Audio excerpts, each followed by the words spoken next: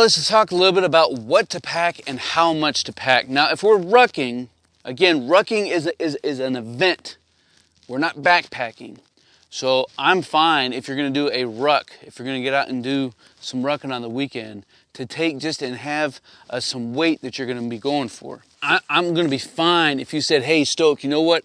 I'm just gonna take some weight. This is 35 pounds right here. And I'm gonna put this weight into my rucksack and just use that.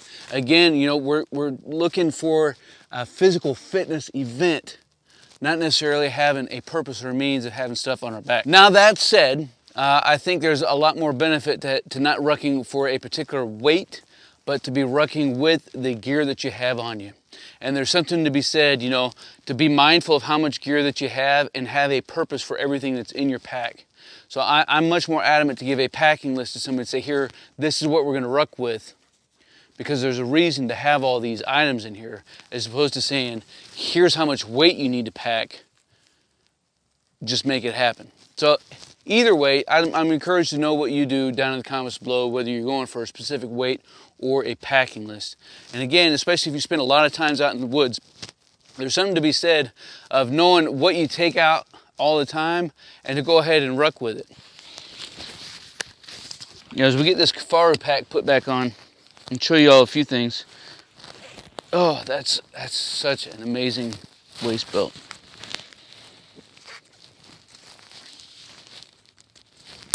And so I want to make sure that my pack isn't moving either. So not only do I want it snug around my waist, but I want my chest strap on and cinched up down nice and tight. And then I want to take, if I have them, take these shoulder stays and bring them forward. Now you can see where my pack is sitting there. Watch what happens when I pull these tight. Right, so now we can see that the pack is up nice against my back and it's not gonna move as I'm running or moving or walking, right? Does that make sense? Like, you want this pack to be a part of your body.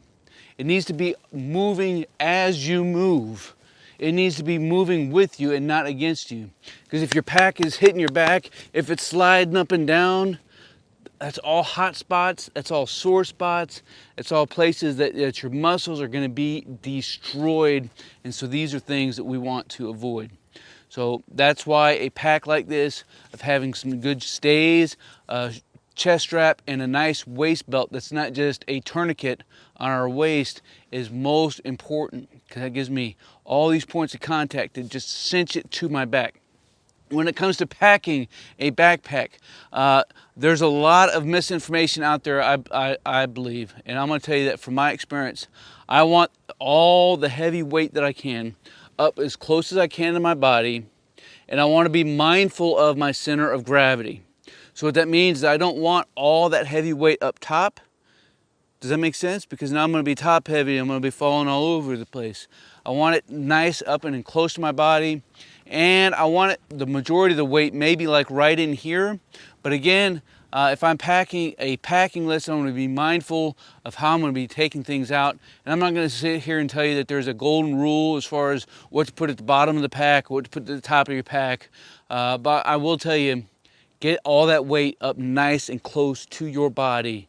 And be mindful of your center of gravity, that you don't mess with it too much. Because you're going to get weak, you're going to get weary as you're rucking. And the last thing you want is to be toppling over and stumbling because the weight, that pack is moving you. Now, our posture as we're rucking, you know, we should be mindful and try to keep our core nice and tight, keep our back and shoulders upright. And rucking, that's kind of positive of that, because most rucks are going to generally help us do that. You can't walk like this. I mean, you can, but you're a fool if you do. So as we're moving, right, we want to keep a good posture, be mindful of our steps, be mindful of our pace, and be mindful of how it is that we're moving. So I'm not going to tell you that there's any secret steps about how to walk or how to run, but I will tell you to be mindful of your strides, whether you're running or walking, not to be stepping out too far, because now we could hyperextend our knees, things of this nature, especially if we're running, but even if we're walking. So we need to be careful on that. we want to try to use the terrain to our advantage. So if we're moving uphill, it's probably the time to walk a little bit faster and not run.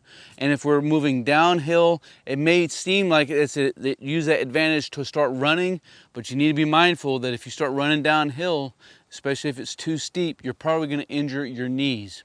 So you don't have to run, right? And if you're just getting into rucking, you don't have to run. Just get out and walk.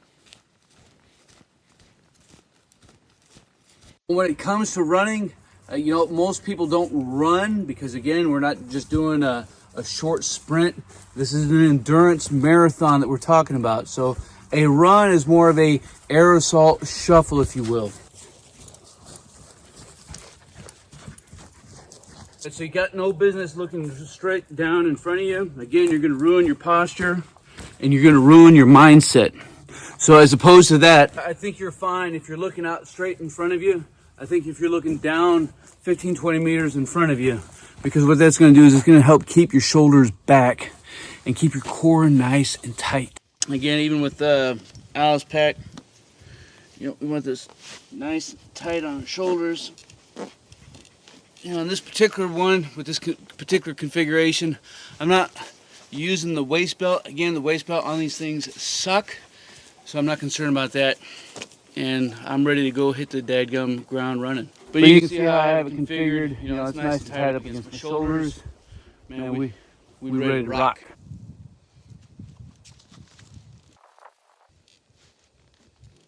All right, so some different drills that we can use and put in our kit bag to help strengthen and build up our endurance. So we want to get out, we want to start walking. And what you want to try to do, maybe as a drill, if you're on a street and you have light poles, right, you can shuffle from light pole to light pole and then walk. When I say walk, I don't mean amble, like what he's doing. I mean dadgum, walk with a sense of purpose. Keep your heart rate elevated. So we can shuffle from pole to pole and then walk pole to pole. I've heard some people say, oh, you know, run a mile and then walk a mile. I mean, you can do that after you've broken yourself and your mind and your body into rucking, but you're probably not going to be able to do that right off the bat, which is why I would say just stick from pole to pole. It's probably a little bit easier to do and easier to manage. After that, you just want to be mindful of your pace. So having some sort of watch or being on a course where you can set and know your time is critical, because you need to know what a 13-minute pace feels like on your body. You need to know what a 14-minute pace feels like. You need to know what a 15-minute pace feels like.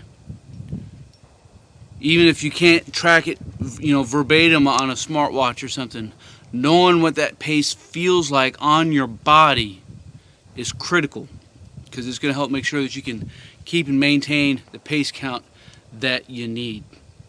So getting out and maybe starting off again with that 20-minute pace if you're just getting brand new into ruck marching, and then starting to work yourself down into that 19, 18, 17, 16, 15-minute pace. But the truth be told, the only way to maintain a 15-minute pace over 12 miles is that for a portion of this, you are not walking.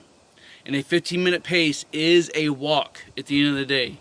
It is a fast and deliberate walk, but it is a walk nonetheless. It's moving with a sense of purpose. And the only way to really be able to maintain that is that for at least a portion of this foot march, that you're actually shuffling.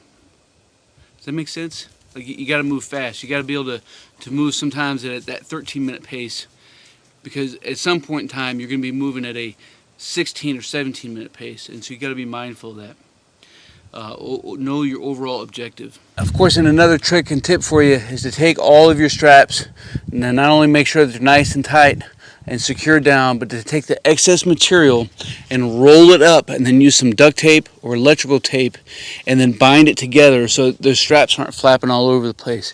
Thinking about noise discipline practice here, as well as just thinking of things getting snagged up or getting pulled on inadvertently. Man, I appreciate all you guys. Leave some comments down below. We will keep this conversation rolling. As always, man, until then, you keep on grinding and you stay stoked.